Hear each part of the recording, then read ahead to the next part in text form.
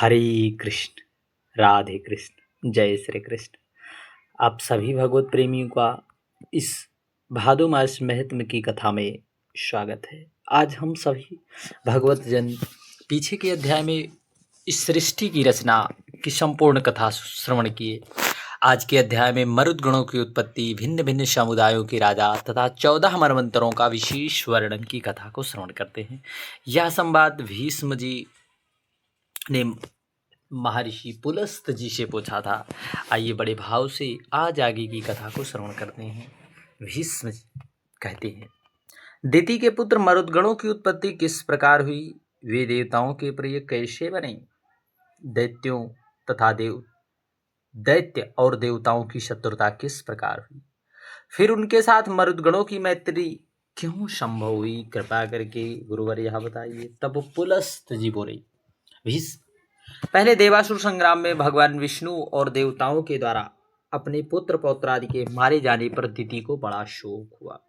वे आर्त होकर परम उत्तम भूलोक में आई और सरस्वती के तट पर पुष्कर नाम के तीर्थ के शुभ एवं महान तीर्थ में रहकर भगवान सूर्य देव की आराधना करने लगी। भक्तों, उन्होंने बड़ी उग्र तपस्या की। दैत्य माता दिति ऋषियों के नियमों का पालन करती और फल खाकर रहती। वे कृक्ष, चंद्रायण आदि कठोर व्रतों के पालन द्वारा तपस्या करने लगी। जरा और शोक से व्याकुल होकर उन्होंने 100 वर्षों से कुछ अधिक काल तक तपस्या की। उसके बाद वशिष्ठ आदि महर्षियों से पूछा, मुनिवर, क्या कोई ऐसा भी व्रत है जो मेरे पुत्रों को शोक नष्ट करने वाला तथा इहलोक और परलोक में सौभाग्य रूप फल देने वाला है? यदि हो तो कृपा करके बताइए।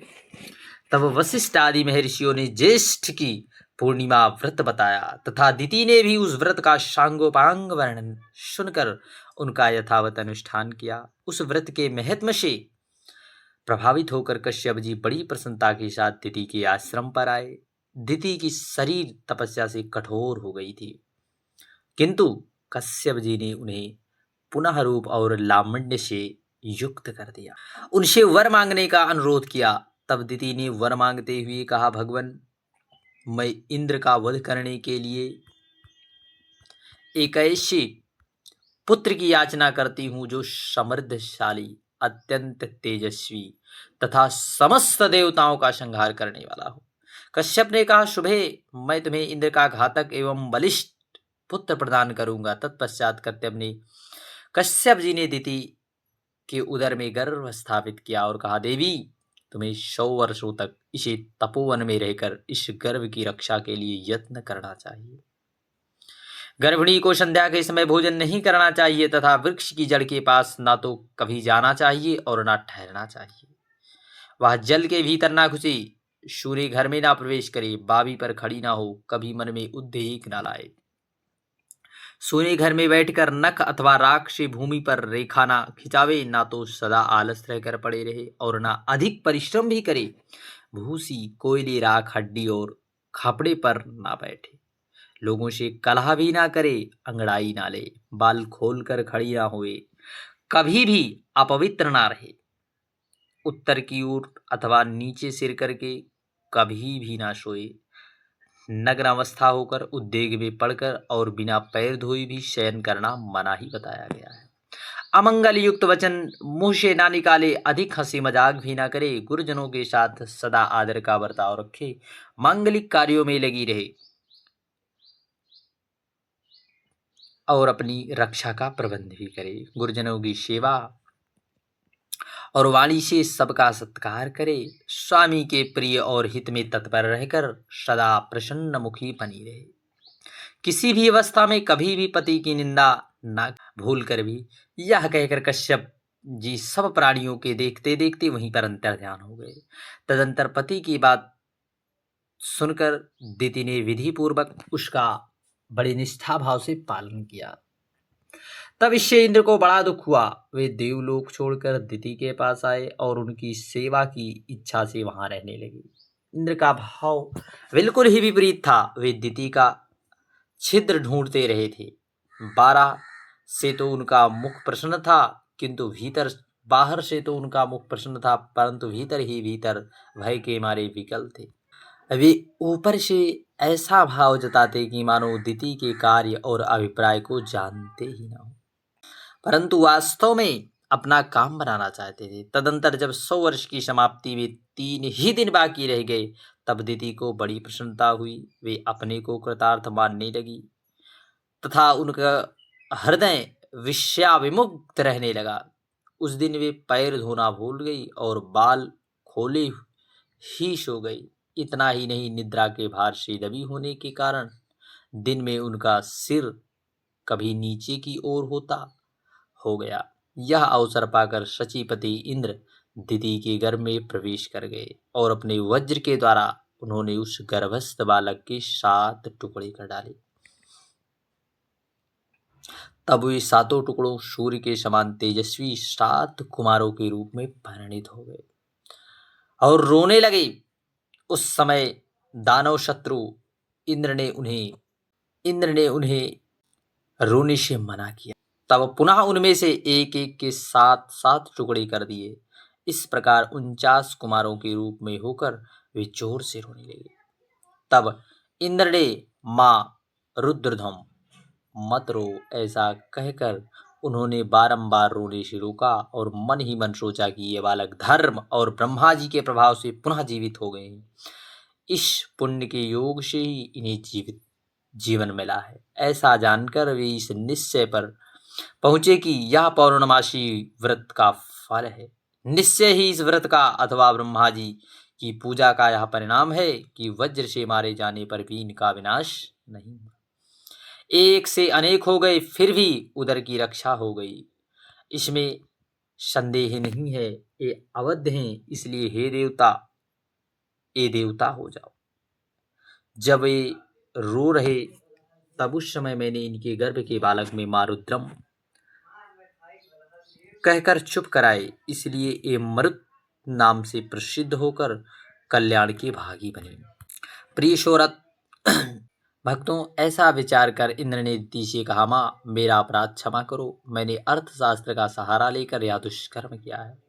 इस प्रकार बारंबार कहकर उन्होंने दिति को प्रसन्न किया और मरुदगणों को देवताओं के समान बना दिया। तत्पश्चात देवताओं ने पुत्रों सहित दिति को विमान पर बैठाया और उनको साथ लेकर वे स्वर्ग चले गए।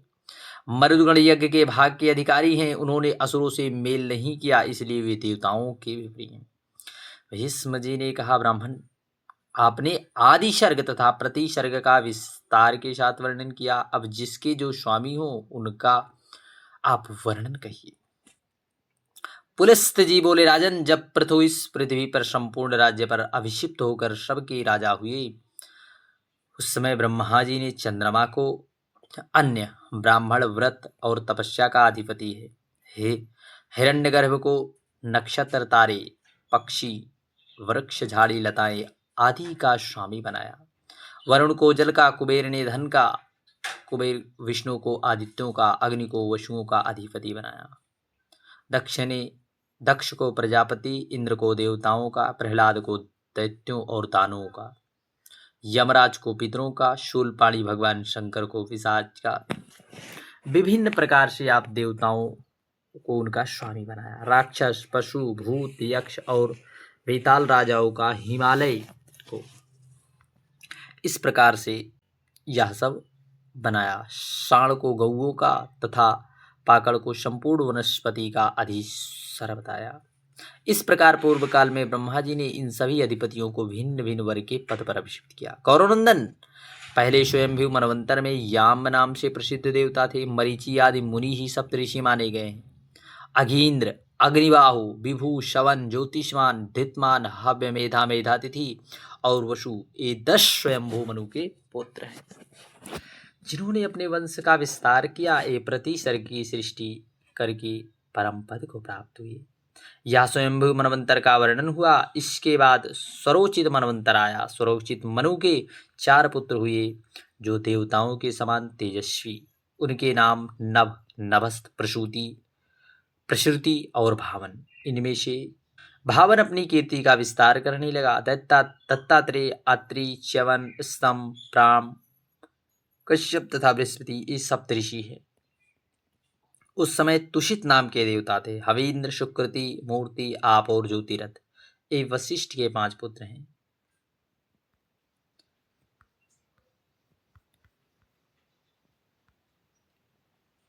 ये वशिष्ठ जी के 5 पुत्र हैं। इसके बाद औत्तम मनवंतर वर्णन।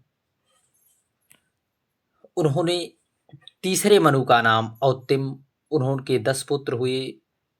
ये सब उदार और यशस्वी थे। उनका उस समय भानु संज्ञक देवता और ऊर्जा नाम की ऋषि हुई। कौकी, भिंडी, कुतुंड और दालभ्य, शंख, प्रवाहित, मित और सम्मति ये 7 योगवर्धक ऋषि थे। चौथे मनवंतर में तामस नाम के।